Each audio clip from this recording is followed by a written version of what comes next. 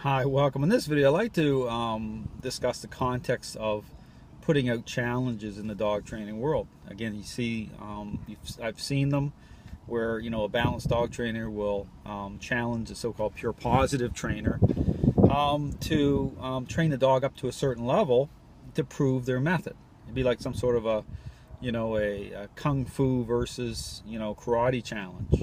Okay, but here's the thing to understand. Okay, about understanding these dynamics. Okay, with what how what I show proves out. Okay, and even when I talk about exposing the narrative in real time on my challenge, I put out my $10,000 challenge about how I go about laying out the parameters of that challenge with exposing the real problem in a very clear way.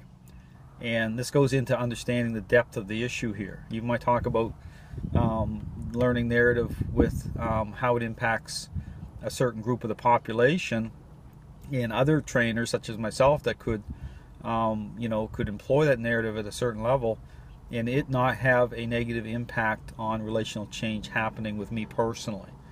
Okay, this is the issue now, because this goes into this challenge scenario. Okay, but again, even with that, I explain that. I cover that so people understand, because this is something that can take people's legs out. Because if I'm an incredibly self-focused person, right, and I'm not looking at this problem by way of how response sets up and how it frames up, and understanding that issue, it can be very deceptive because I'm not looking through the lens properly. Okay, but again, it's very intentional. In fact, just how to figure that out. Once you're looking through the relational lens properly, you can just like the video I have out regarding the spectrum. Okay, you can be very intentional with showing that. Okay, with that particular dynamic.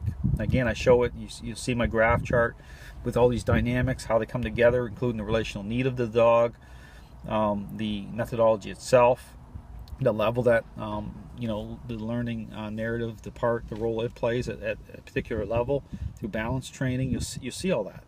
But again, this goes into getting back to this issue of challenge, putting out a direct challenge, and you'll see this saying, okay, well, I'll show you by I'll train a dog, you train a dog, it'll go around these pylons and it'll sit and do all these certain things. Here's the problem in that. Okay, number one.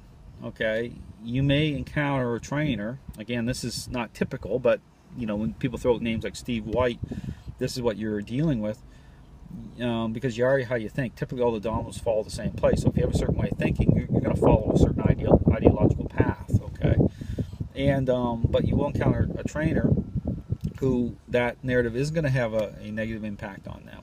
So they'll pivot off that narrative at a certain level, and the dog that they're training, they're personally involved with, the relational change will happen, and that dog will do those certain things. Okay, now the issue of how that kind of degrades, okay, the level of control that dog will have, it depends. Okay, you put it through a certain challenge in a certain way, and you'll see it fall apart. Okay, you'll see it at a certain level fall apart at a certain level.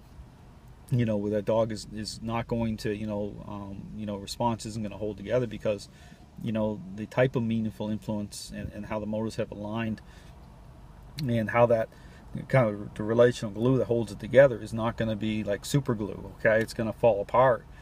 But again, and so the issue about challenge, you have to put the issue of challenge in the context. Now, the issue of, I talk about real time, you're going to see it more clearly within the parameters of real time, which means that as the person right from the get-go, based on knowing a dog has a high level of control in the relationship established through that owner, and they start to put that narrative in play right from the initial starting point of the process.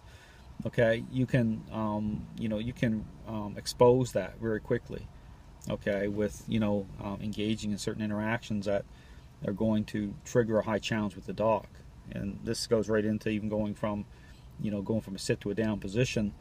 The dog will go down within the parameters of how that narrative is applied, but the influence comes online, that dog is going to go into high challenge. Okay, and just being able to reconcile that narrative, exposing that narrative with how they're defining it, you know, in context of a dog's state of mind. Okay, there's certain things in real time you can do in terms of the process, extending that out to the finish line. Okay, again, you can align those dynamics to show a consistent bad result. Okay, that's what I'm saying with certain personality types. You'll see it. Okay, but you'll see through that narrative how it'll look great.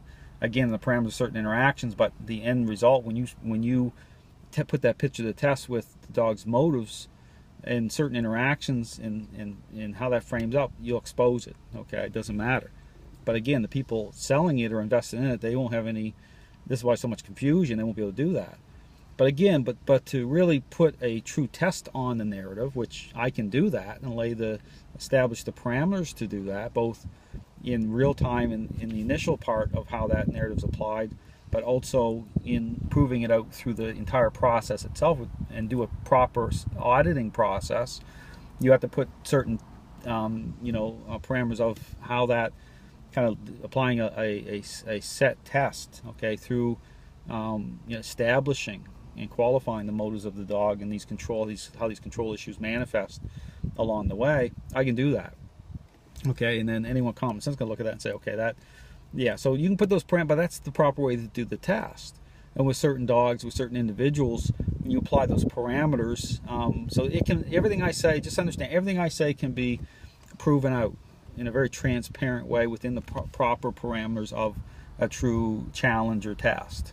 Okay, just understanding that. But without that, without a basis of understanding of the impact this narrative, how this narrative aligns and the negative impact it has by way of relational change and understanding all the different dynamics in there, yeah, you just put out a challenge. You may not, you're not gonna. That's just a superficial type of challenge. Okay, so again, I just want to put out there about this issue about challenges, exposing this narrative, the proper way to expose it, because again, this is why you have so much confusion in the dog training world. And dog training world is in such a tremendous mess because it's a context of understanding the depth of the problem, but how these dynamics play off each other. But again, in terms of looking at the overall negative impact this narrative has, this learning-based narrative has, that again the majority of dog trainers have come into alignment with, it's tremendous. I don't want people to miss the point here. The negative impact it has on the general population with people who are stepping into a process and dog has a certain level of control in the relationship, it's huge. And you'll see it right in, I can show it right in real time from the initial start. And if you reconcile this and say, this isn't making sense, no wonder it doesn't line up. No wonder it can look great at a certain level and not be. Okay, just understand that's where you're going to get it. The term of the process itself and extend it out, you're still going to get that. You still see it applying the right test controls, okay, on whatever however with the study itself, but it has to be defined relationally.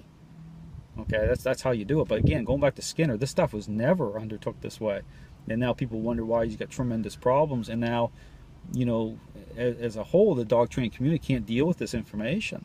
The information I put out, just understand these trainers can't handle it, and at the same time they're dealing with tremendous problems, and then you're either in total denial, or turned over to it, and continuing to push forward. Okay, just understand that's where we're at. So okay, if you have questions, if you want to see, I have very technical videos, I encourage you to go watch those. My Flipping the Script series has great information, okay?